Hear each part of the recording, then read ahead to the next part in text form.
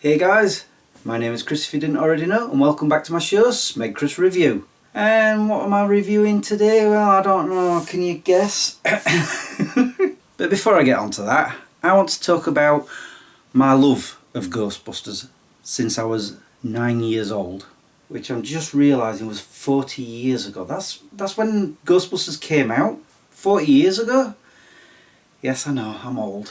So let me talk about the first film. I know I've reviewed it at some point, but I just want to go back in time in my mind to when it first came out and I didn't get to see it at the cinema. I know. I'm not exactly sure of the details as to why, but I never did. And I remember all the kids at school talking about how great the film was, and I'm like, I want to see it. I did eventually, obviously, because around that time my parents used to take us to a video store, not Blockbusters, but a different one, an independent one, all the time, and we were just renting films constantly. That's the word I'm trying to think of. Continuously? I guess that could work, maybe. You know, we used to get the regular films like Back to the Future, all the Star Wars, Tron, and of course, Ghostbusters. Yeah, if I stand here telling you all the films we used to rent, I'd be here for ages, so I'm not going to do that. I mean, I don't actually remember the first time I saw Ghostbusters. I just know that I loved it so much that we just kept renting it out over and over and over and over. And eventually, when time came, I think I recorded it off the TV, so I had it on VHS. And eventually in time I managed to buy it as a proper VHS videotape. And now, I don't know if you guys can see it, but it's down here on DVD. What I do remember is, I think 2 years later they brought out The Real Ghostbusters, a cartoon series. I don't think I got to watch all of it, I'm not sure. I don't know if they kept it on TV here in Britain, but I do know at one point I did have the first season on DVD, but I've since got rid of it. The reason for that is because they didn't bring any more out, so it was pointless keeping it. And to be honest, when I rewatched it, it didn't have that same feel that I had when I was a child.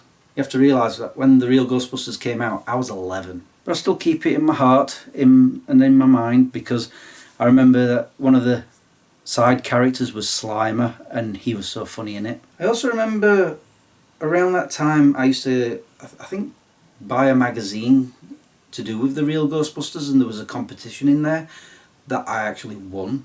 However, a lot of people won the competition. The prize, I think, I'm not certain, might have been an Ecto-1 toy, you know, the Ghostbusters car.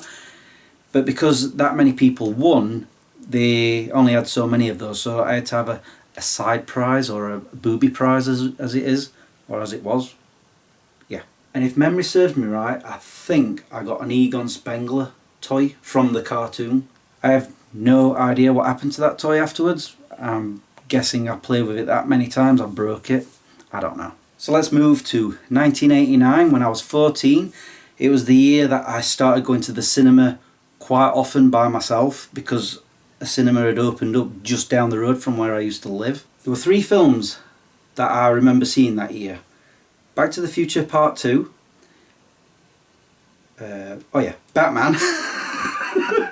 I almost forgot. And of course, Ghostbusters 2. Now this is going to be controversial, but in my opinion, my humble opinion, I think Ghostbusters 2 is better than Ghostbusters. Calm down, calm down. Like I said, controversial. But the thing is, it's because that year, like I said, it was the year that I started going to the cinema, especially on my own. And that's when I started that passion of going to the cinema. And with Ghostbusters 2 being one of the films that I saw that year, it has a special place in my heart. And I remember I did have that film on VHS video at some point. I don't know if it was recorded off the TV or we'd bought it or whatever, but I could recite every single line in that film as I watched it, you know, as kids do. Of course, I now have it on DVD, which is here. Ta-da! But yeah, I absolutely adore this film. I still get goosebumps from watching the scene with the Statue of Liberty when it comes to life. I think one of the reasons I love Ghostbusters 2 more is because Winston Zeddemore, he gets more screen time, and he's one of my favourite characters. I love Ernie Hudson. He's a brilliant actor, one of my favourites. And of course they had Slimer in it as well, so being a side hero character type thing. But anyway, let's move on. As time went on, my love of Ghostbusters grew. Like I said, I got them on VHS and then of course eventually DVD. But during that time, I started buying the soundtracks. As a matter of fact, I got this probably after the first Ghostbusters movie came out. As you can see, I've doodled on it over the years, but it still works. Well, in case you don't know what it is, it's vinyl. What we've got the original song on the front, and on the back, the instrumental version. I'd forgotten it got the instrumental version on it. However, after Ghostbusters 2 came out, I got this LP, big giant vinyl with all the songs on it. Yes, I got this before I got the first one. The reason for that is because I couldn't actually find it anywhere. So obviously I listened to this over and over and over, but eventually I did get the original with all the original songs on it. Not only is Ghostbusters on it, it's got Cleaning Up the Town, Saving the Day, Magic, and some score music on it as well. And funnily enough, where I found this, I believe we were in Devon whilst we were caravanning there. And as you can see, it's still got the original price on it, $4.99. And I just remember being in my bunk in the caravan doing this. Not too hard, I don't want to crutch it, but I was like, hey, I finally got it. Eventually though, I managed to get the first one on CD when they finally got around to bringing it out. And it came with 2 extra songs on it. Disco Inferno, that goes on for practically 11 minutes. I don't know why. And the original Ghostbusters song, the 12-inch single remix. Sadly though, I have to report that I've never found the second one on CD. But I will, one day, I promise. And you know, over the years I've collected memorabilia. I mean, this t-shirt for example, let me just show that. And just recently I bought this one, which I love. I think I got it from a charity shop. I love Slimer. Also, probably can see them. Got some action figures that I got from Comic Con. They actually glow up in the dark. And what you can't see are my other figures that are over here. Let me just fetch them. Got this a few years ago for my birthday from Mankind, I believe it was. Absolutely adore it. Trying to show you without having a reflection. Is that there we go. That's best I can do. But they adorn my shelving. At the end of the day, I'm just trying to express how much I love the Ghostbusters franchise.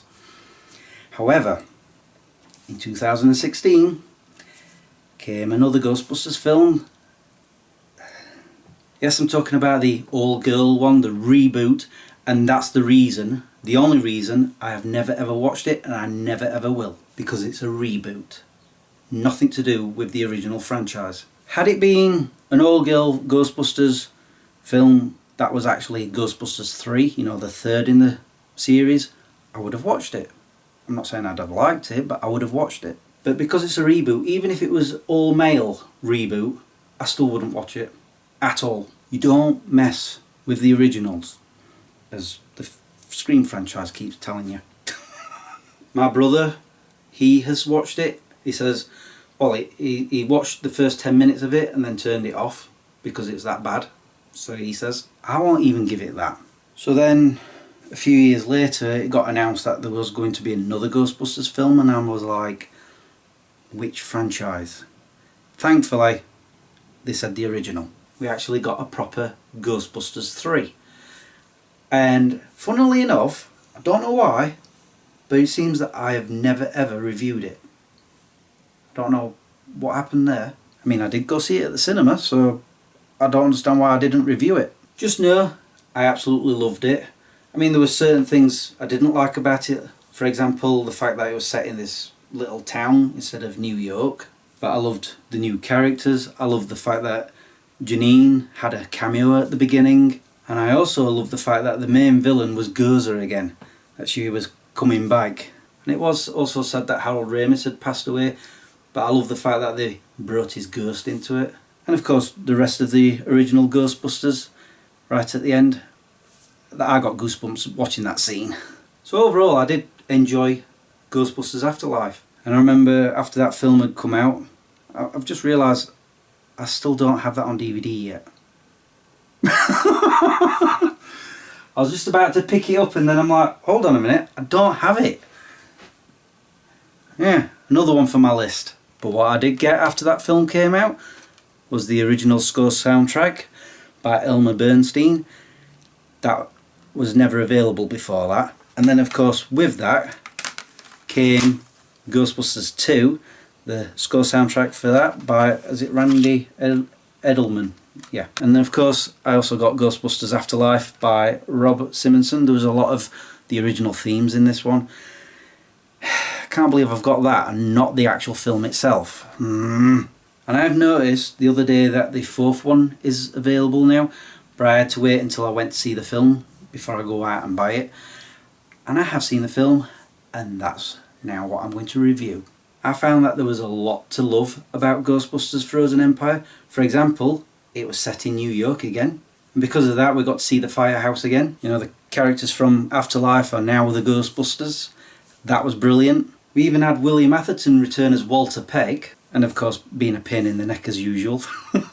And let's not forget, the original Ghostbusters were in it a lot more than they were in the last one. Although there are some things I didn't like about it. For example, Phoebe sort of befriended a ghost who could talk and was a cliche. The ghost character went through a few developments that you could tell where it was leading to.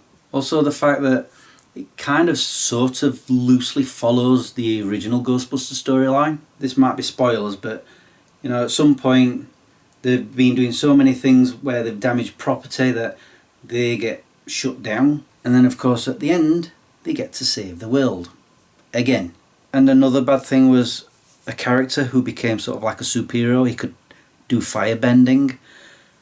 I just didn't understand that one. But they're just the minor gripes that I've got about the film. The rest of it I really enjoyed. The main villain was very, very spooky, and I loved how the character was designed. Another good thing I really enjoyed was that Phoebe realised what she could do to help capture this bad guy, and so she went into a proton pack and redesigned it a little. I thought that was clever. And of course, one of my favourite things, Slimer was back. I love Slimer. Have I not mentioned that already? Can you tell? Big smile on my face. I mean, he didn't get much screen time, but what he did was brilliant. And the story, even though I've said, you know, it sort of copies the original, it did have its own unique plot lines, and I thoroughly enjoyed it. And I especially like the moment where they're in the museum again with Raymond and a certain ghost. Oh, brilliant. I don't know why I'm doing this with my hands. And of course, Paul Rudd was a delight as usual. You know, the sort of new dynamic between him and Phoebe. I really enjoyed that too. So as a Ghostbusters fan through and through, apart from reboots, I absolutely adored this movie. And so I give Ghostbusters Frozen Empire definitely a worthy sequel into the franchise. It's another one that's going to be a special place in my heart like the other three. And not the reboot. I hope you've enjoyed going down memory lane with me for my love of Ghostbusters. But now it's time for me to go. So all that's left for me to say is thank you for watching and subscribing if you have, and liking this video if you did. Until the next time, peace out. I actually do have another memory about Ghostbusters that I want to tell you about. During my time as a paperboy, so around 14, 15 years old, just after Ghostbusters 2 had come out, I actually had this story in my head for a Ghostbusters 3. You know how it is when you're out and about doing your paper round, your mind starts to wander, and I came up with this loose story.